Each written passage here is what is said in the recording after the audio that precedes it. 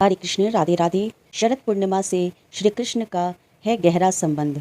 शरद पूर्णिमा एक त्यौहार की तरह मनाया जाता है, लेकिन ब्रज में इस पर्व की उमंग कुछ खास होती है। शरद पूर्णिमा पर चंद्रमा अपनी 16 कलाओं से युक्त रहता है। इस दिन माँ लक्ष्मी की भी विशेष पूजा होती है। इसके साथ इस दिन का श्री कृष्ण से खास संबंध होता है।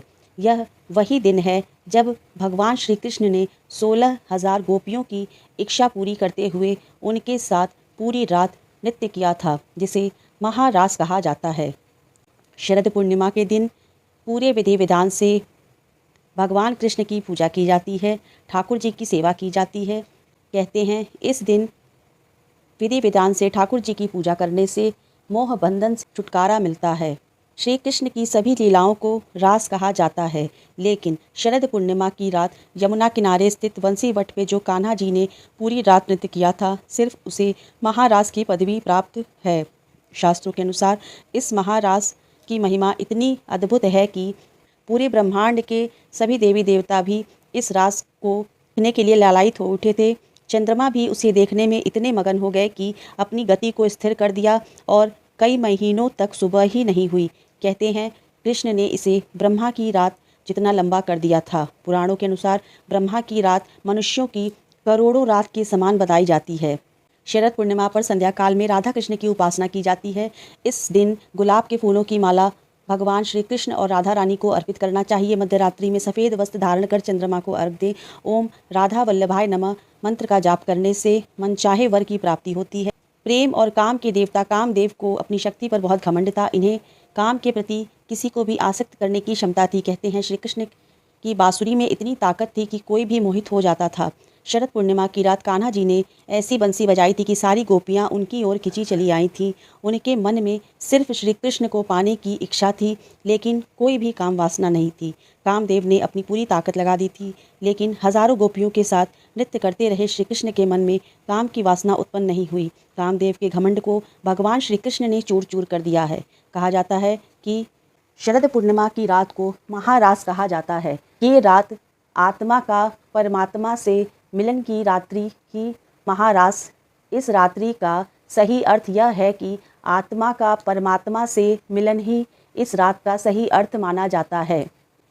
भगवान का अपने भक्त से मिलन वो तो साक्षात दिखाई देता है, लेकिन भगवान श्री कृष्ण परमात्मा हैं, हम एक जीव हैं और हमारी आत्मा उस रात जो है परमात्मा में लीन हो गई।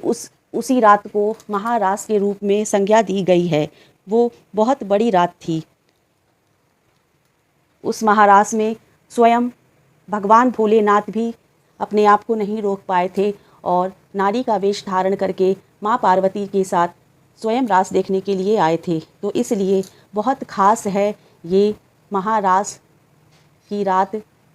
बहुत साधारण से शब्दों में कहा जाए तो शरद पूर्णिमा की रात्रि को परमात्मा से आत्मा का मिलन होता है। इसीलिए कहा जाता है कि उस दिन जितना हो सके जाग कर अपने परमात्मा से अपनी आत्मा को मिलाना चाहिए।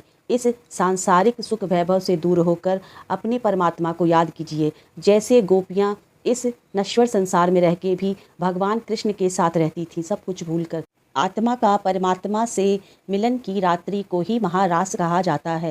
यह बहुत ही बड़ी रात्रि है, बहुत विशेष रात्रि माना जाता है। तो इस दिन बहुत विधि विधान से अपने लड्डू गोपाल जी की सेवा करें, ठाकुर जी की सेवा करें, पंचामृत से स्नान कराएं।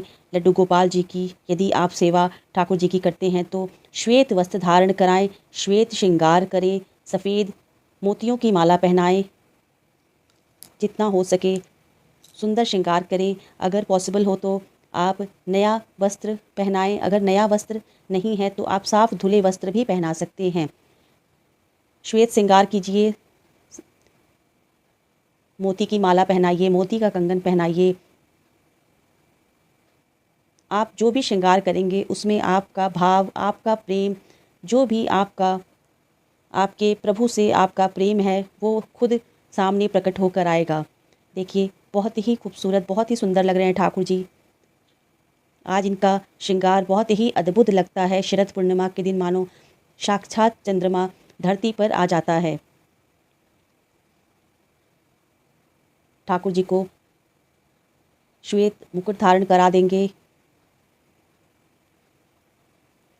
मंदिर भी हो सके तो पूरा सफ़ेद फूलों से डेकोरेट कर दें। मोर पंख धारण करा देंगे, बांसुरी धारण कराएंगे। शरद पूर्णिमा के दिन ही वृंदावन बांके बिहारी लाल जी बांसुरी धारण करते हैं। चंपा, चमेली, बेली का इत्र ठाकुर जी को लगाएं। अगर आपके पास नहीं है तो कोई भी इत्र सेवा आप ज़रूर करें। सफ़ेद फूलों से सेवा करें ठाकुर जी की।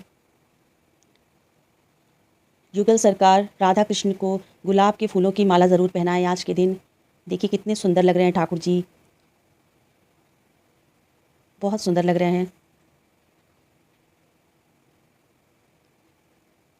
आज श्वेत वस्त्र धारण कराएंगे, श्वेत श्रृंगार करेंगे। खीर का भोग लगाया जाता है, सफ़ेद चीज़ों का भोग लगाया जाता है। सफ़ेद मिठाई, माखन, मिश्री, दूध, इन सब चीज़ों का भोग लगाइए। तुलसी पत्र भोग में ज़रूर शामिल करिए।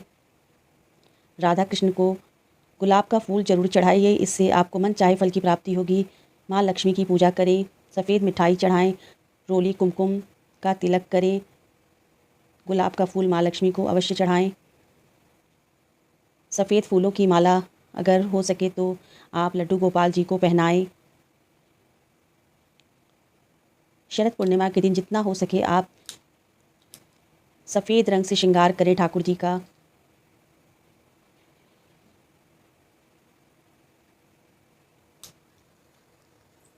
मंदिर को भी बहुत अच्छे से सजा दें, पुष्पों से सजा दें। जैसी सामर्थ्य हो उस तरीके से आप ठाकुर जी की सेवा करें, सेवा ज़रूर करें। भोग लगा दें, इत्र सेवा, चंदन सेवा, ये सब ज़रूर करें। सफ़ेद चीज़ों का भोग लगाएं, सफ़ेद मिठाई, खीर, माखन, मिश्री, दूध, इन सब चीज़ों का भोग लगाएं शरद पूर्णिमा के दिन। भगवान कृष्ण के मंत्रों का जाप करें। विष्णु सूक्त, लक्ष्मी सूक्त, श्री सूक्त, इन सब का पाठ करें। देखिए कितने सुंदर ठाकुर जी लग रहे हैं आज शरद पूर्णिमा के दिन, बहुत सुंदर लग रहे हैं। भोग लगा दें, इस तरह से पूरे मंदिर को सजा दें।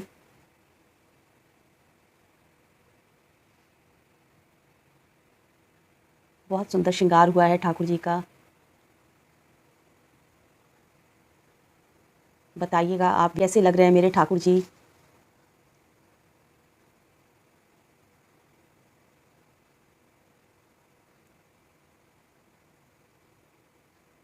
सफ़ेद फूलों से पूरे मंदिर को सुंदर से सजा दिए हैं।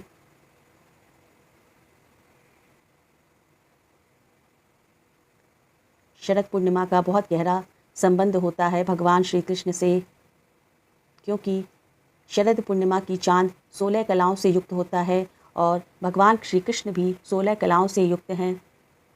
आज ही के दिन भगवान श्री कृष्ण जी ने महारास रचा था, इसलिए बहुत खास माना जाता है आज का दिन।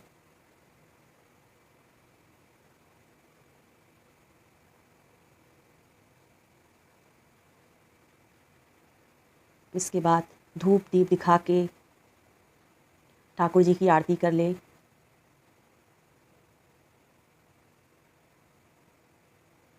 आरती कर ले, भोग लगा ले, क्षमा याचना ज़रूर कर ले, ताकि यदि पूजा में कोई गलती हुई हो तो हे प्रभु हमें क्षमा कीजिएगा, जाने अनजाने कोई भूल हुई हो तो माफ़ कीजिएगा भगवान।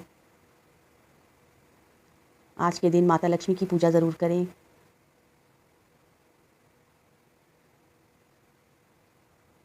भगवान विष्णु के साथ माता लक्ष्मी की पूजा ज़रूर करनी चाहिए, क्योंकि जहाँ भगवान विष्णु रहते हैं वहाँ माँ लक्ष्मी स्वयं प्रकट हो जाती हैं। देखिए इस तरह से अच्छे से पूजा कर ले। शरद पूर्णिमा बहुत ख़ास होता है, साल का सबसे ख़ास पूर्णिमा होता है। इस तरह से देखिए खीर का भोग लगा लें, केसर वाली खीर बनाएं, माता लक्ष्मी को खीर का भोग बना के चढ़ाएं, ठाकुर जी को खीर का भोग लगाएं।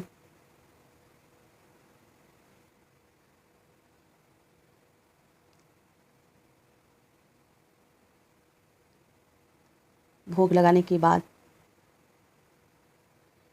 ये प्रसाद पूरे परिवार में सब लोग ले लें। देखिए कितने सुंदर लग रहे हैं ठाकुर जी आज के दिन, बहुत सुंदर श्रृंगार हुआ है।